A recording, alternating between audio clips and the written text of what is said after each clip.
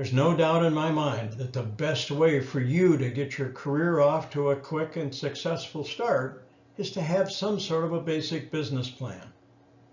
That's what I want to give you in this next segment, a basic framework for a business plan. You know, I've talked to a lot of agents in my classrooms over the last 20 years, and I asked them, what is your plan to be successful in real estate once you get your business up and running? Well, many of them say, well, I want to work hard and I want to make a lot of money. Well, good. That's not really a plan, though, is it? Those are hopes and aspirations. But what is your plan to achieve your goal?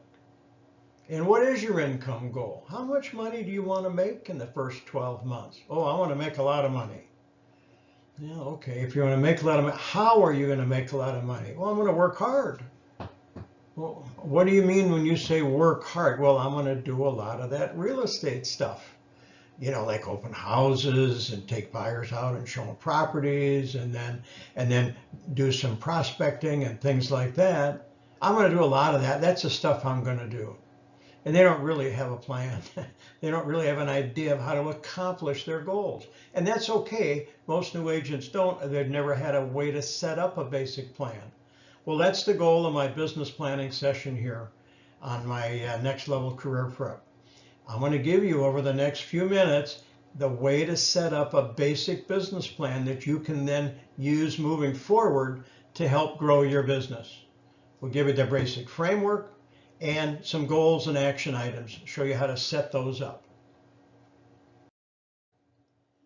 So as I go through this basic framework, I'm going to encourage you to have a calculator handy to do some of your own goal setting and a notepad handy. You can make some notes as we go through the video here.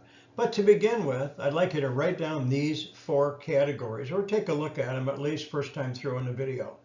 Contacts, appointments, clients, and closings. This is the framework we're going to use moving forward to set up your business plan that'll help you achieve your goals. The concept is, how many contacts are you going to have to make to get the number of appointments that you need that will lead enough people to want to sign a marketing agreement with you, either a buyer or a seller agreement, and turn them into clients. And once you have that many clients, how many of those will turn into closings? That's the flow of information we're going to work on here. But we're going to start with these 4 categories. All right, let's walk through this slide. Notice the first line right below the categories is, what is your first 12-month income goal? Now you pick your own number. I'm using an example of $75,000. Your first 12 months of business as a real estate agent, how much money do you want to make? Now your number could be 75, could be 175, could be 750,000, doesn't matter. You pick your own number. I'm going to give you the framework starting with that number of how we're going to calculate the rest of the information that we need. So once you know your income goal, whatever it is, take a look at the next line. What's a typical sale price of a property in your market area? I'm using 300,000, probably low, but let's use that as an example. Might be 3 million in your market area. I don't know, might be 700,000. Whatever your market area is, the format still works. So what's the typical sales price? In my example, a commission on one side of the transaction is going to be 3%. Now, when I say one side of the transaction, be aware of this. Every real estate closing has 2 transactions, okay? 2 transactions. A selling transaction and a listing transaction. There's a listing side and a selling side of every real estate transaction. If you list a property and the property sells via another agent, you get the listing side and you split it with your broker. If you bring a buyer to a property and your buyer buys the property, there'll be a buyer side. Now in today's market, maybe the buyer pays you directly. Maybe the seller contributes to that buyer's share commission. But There's 2 transactions with every, let me get the 2 up here. Here we go. 2 transactions with every sale. So either side, you're going to get one side or the other. And the typical example I'm using is 3%. Your market area might be different. Might be 2%, might be 2.5%, might be 1.5%, I don't know. But one side of the transaction in my example is going to be 3%. Either side, buyer side, seller side, 3%. So in my example, 3% of a $300,000 sale is the typical gross commission. This is a commission that goes directly to the broker. In this case would be $9,000. 3% of the $300,000. So now we're at a $9,000 commission amount, and that's gross commission. But you as an independent contractor, a new business owner, as we talked about in my How to Select a Broker session, let's say your situation is you're going to split that $9,000 commission 50-50 with your broker.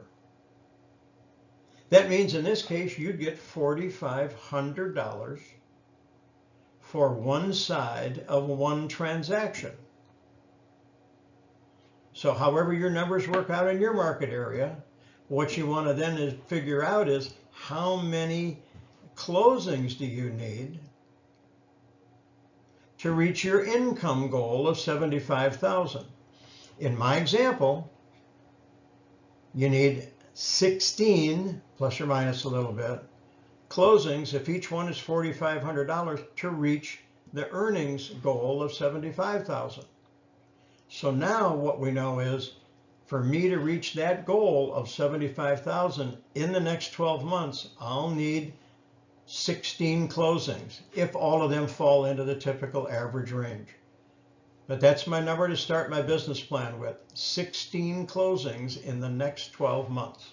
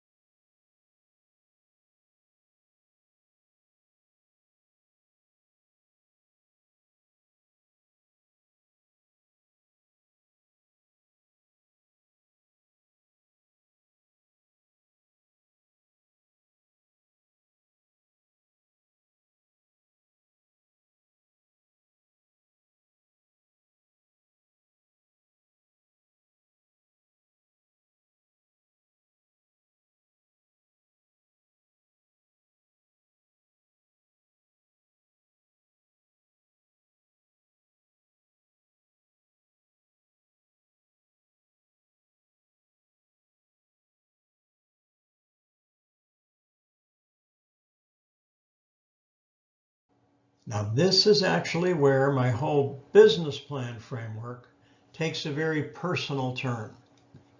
Because the question is, how many appointments will you need with people before 20 of them sign up with you to either help them buy or sell a house?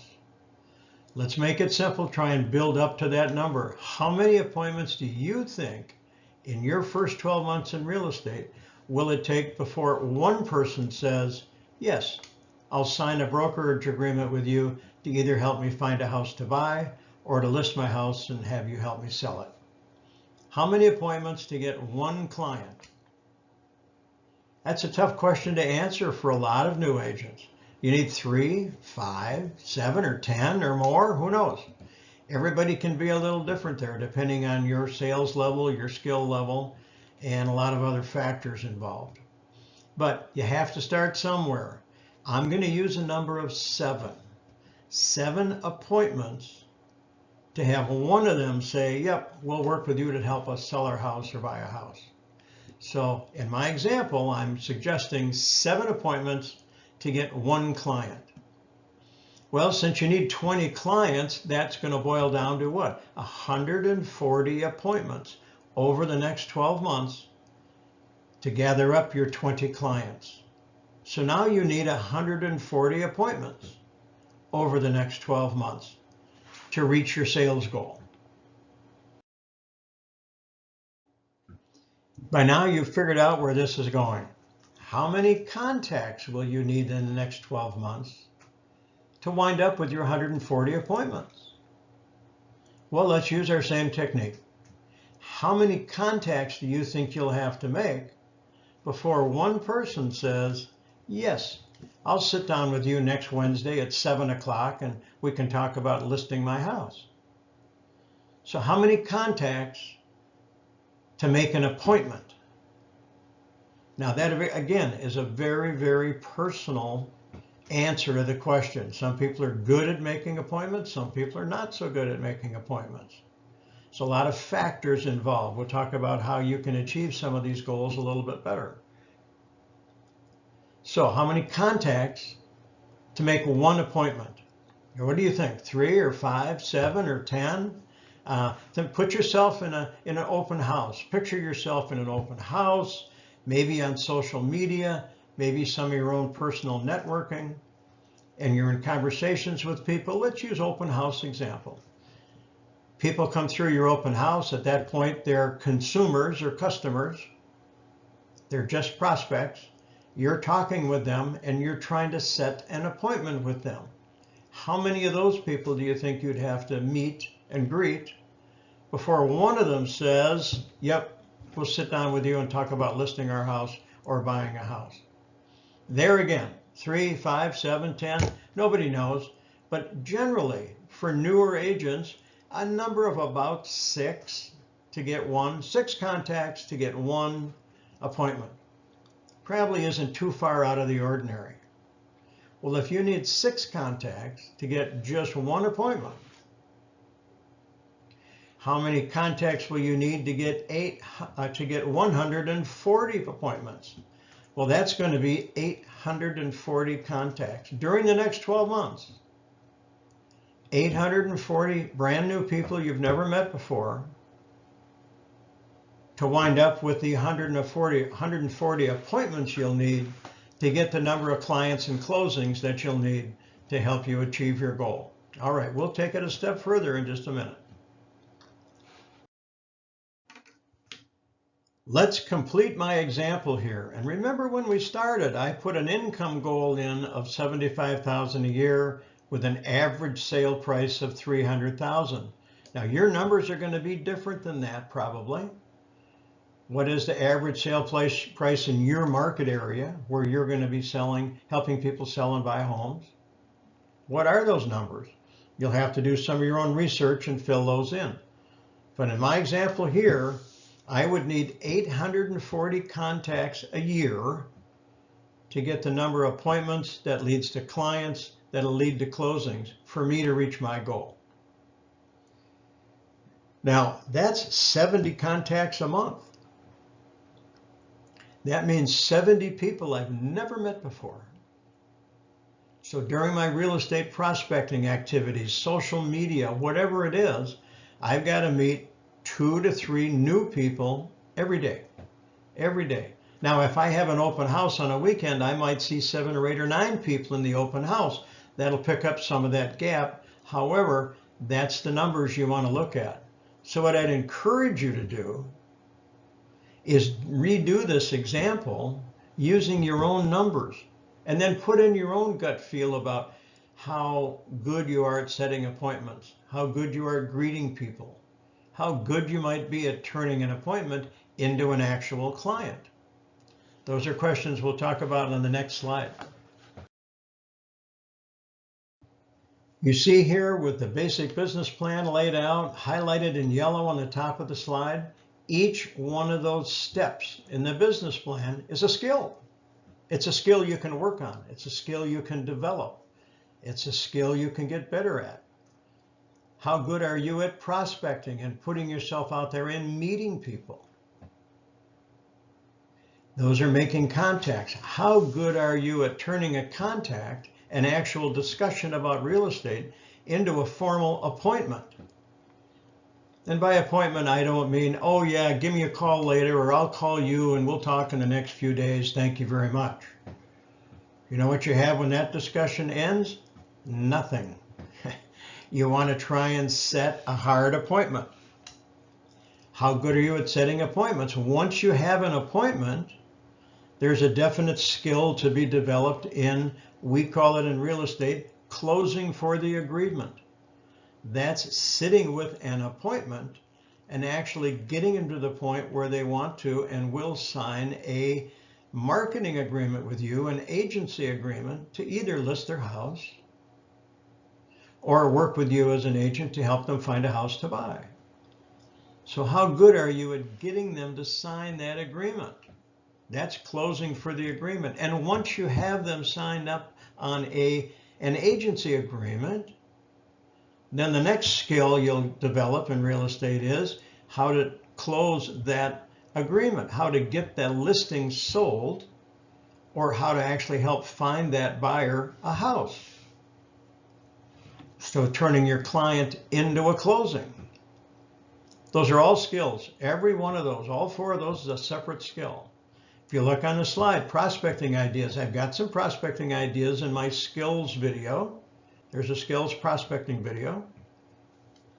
I also have some appointment setting skills in my skills video. So take a look at those two. Closing for the agreement, getting to sign that buyer broker agreement or the listing agreement. You should get sales training from your broker.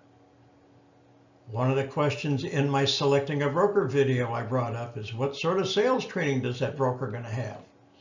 Will they help you get that training that once you get an appointment, they'll help you close for the agreement?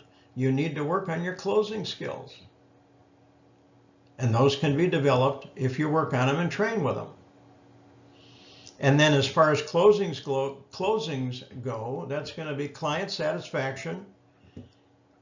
You know, do the marketing you need to get a listing sold, and do the searching you need to get a buyer of the property that's going to work for them. And then actually closing the transaction. You'll get some training from your broker when you go to a closing. Buyer and seller have actually agreed to a purchase agreement. And there's techniques that you can use in there to make sure the deal stays together and actually closes.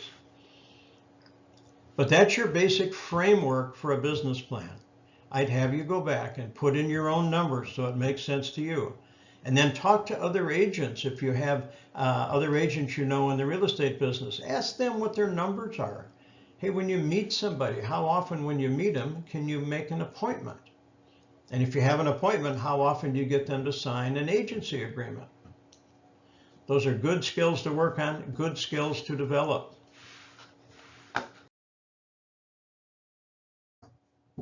And I would certainly encourage you to take a look at some of my other videos. I've got skills prep videos out there. One of them is on prospecting specifically, with some wonderful prospecting ideas. Essential skills for a brand new agent. Things you need to know how to do.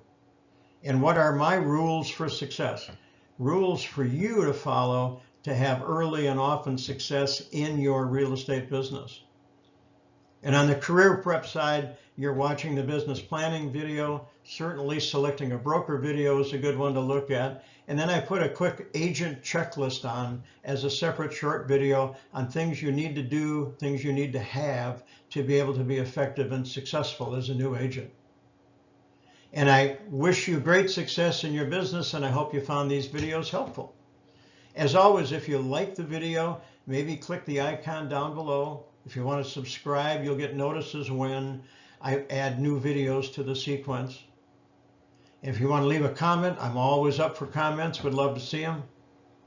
So thank you very much.